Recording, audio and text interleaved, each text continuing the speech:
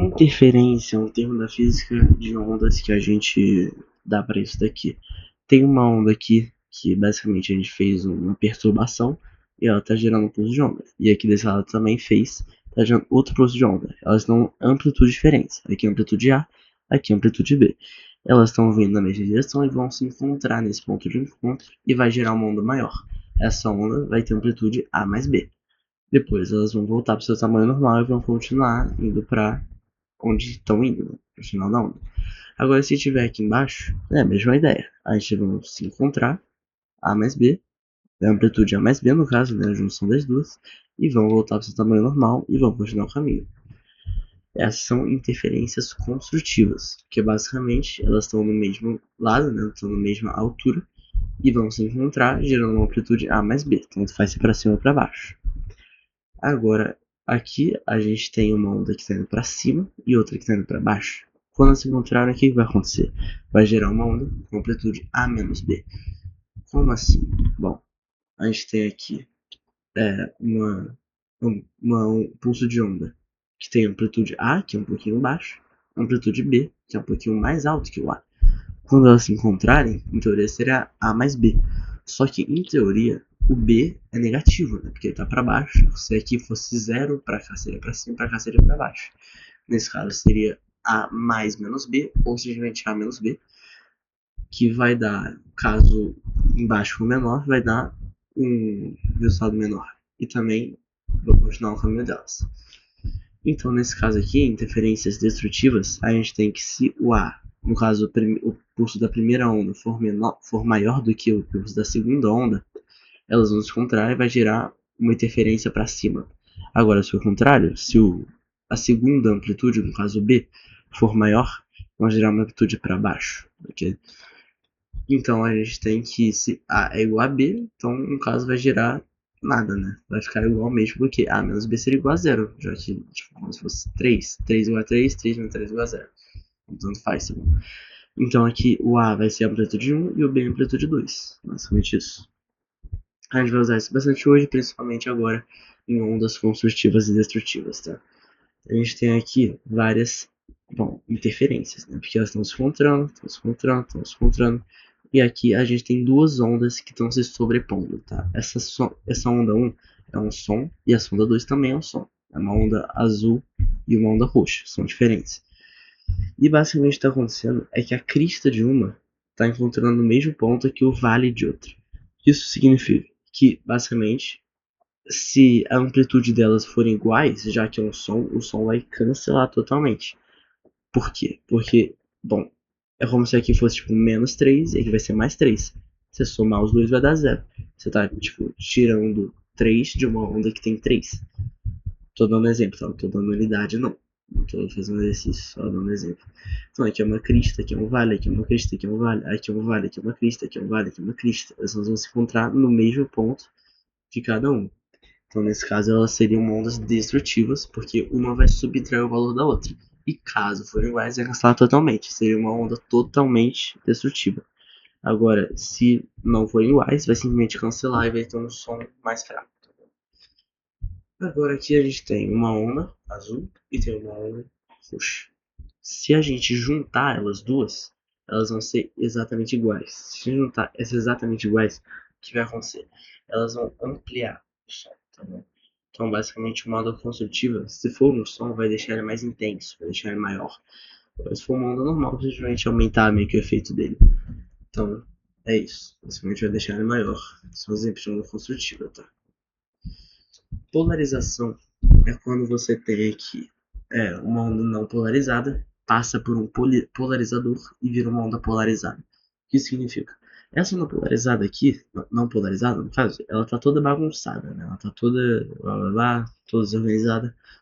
O polarizador basicamente vai ser a vassoura, vai deixar ela bonitinha, limpinha, toda organizadinha, vai deixar ela normal. Essa polarização é exclusiva para ondas transversais, tá bom? E basicamente ela vai deixar ela no formato que a gente conhece. Então, por exemplo, a gente tem uma onda não polarizada aqui, passando por um polarizador horizontal, vai deixar ela horizontal. Se fosse um vertical, deixaria ela vertical. Se fosse um diagonal, deixaria ela diagonal. Tanto faz, tá bom? Então ela vai deixar meio que organizar em uma única direção. E é exclusiva das ondas transversais, ok? Só queria dar um exemplo antes de passar pro próximo, porque basicamente quando a gente tem um filme 3D, basicamente o que ele está fazendo, né? Ele está polarizando um dos lados do óculos, aquele óculos lá que tem tipo azul e vermelho, sabe? Ele basicamente polarizando um lado deles em vertical e outro horizontal, também gerando uma profundidade, né? Você está fazendo horizontal e vertical, vai gerar meio que uma profundidade. Por isso que é 3D. Vamos passar no próximo. Som, infrasom e ultrassom. Infrassom é quando a gente tem uma frequência sonora abaixo de 20 Hz. Quando a gente tem abaixo de 20 Hz, é um infrassom e o seu ouvido humano não consegue ouvir nem infrassom nem ultrassom. Okay? O exemplo de infração são abalos sísmicos, tipo, como terremotos, tsunamis, vulcões. Quem consegue ouvir? Elefante, baleia, golfinho, os animais conseguem ouvir e detectar terremotos, por isso eles conseguem se preparar. Eles conseguem ouvir na frequência do infrassom. Também é usado pelas baleias para comunicação, para outros animais também usam, por exemplo. O som. O som é um som audível para seres humanos, né? No caso, é uma faixa audível que vai desde um apito agudo até um raio grave, é o mais comum. E o ultrassom é uma faixa de frequência de som muito elevada para ser audível para o ouvido humano, mas cães, gatos e morcegos conseguem ouvir. Medicina diagnóstica normalmente usa bastante ultrassom para visualizar órgãos, por exemplo, e também para ecolocalização, que é quando animais ou submarinos escutam o seu próprio eco para se localizarem e se comunicarem. Sabe aquele do submarino? É basicamente um exemplo de ultrassom, por mais que a gente consiga ouvir. Altura, timbre e intensidade sonora. Altura é quando é agudo ou grave. É o comum. Agudo é quando a gente tem uma frequência maior e grave é uma frequência menor. Ou seja, a gente tem uma onda aqui que ela tem uma frequência maior, obviamente, né? Porque a frequência são oscilações por segundo, que obviamente está oscilando mais por segundo, aqui está oscilando menos. Então essa onda aqui vai ser mais aguda ou mais alta, e aqui vai ser mais grave ou mais baixo, tá bom? Timbre é meio que o CPF, ou a impressão digital da fonte sonora. Basicamente, se a gente tem um violão e a gente toca alguma coisa, uma nota, por exemplo, e a gente vai numa gaita e toca a mesma nota, elas não vão fazer o mesmo som. Assim, se eu falar alguma coisa e você falar essa mesma coisa, também não vai ser o mesmo som.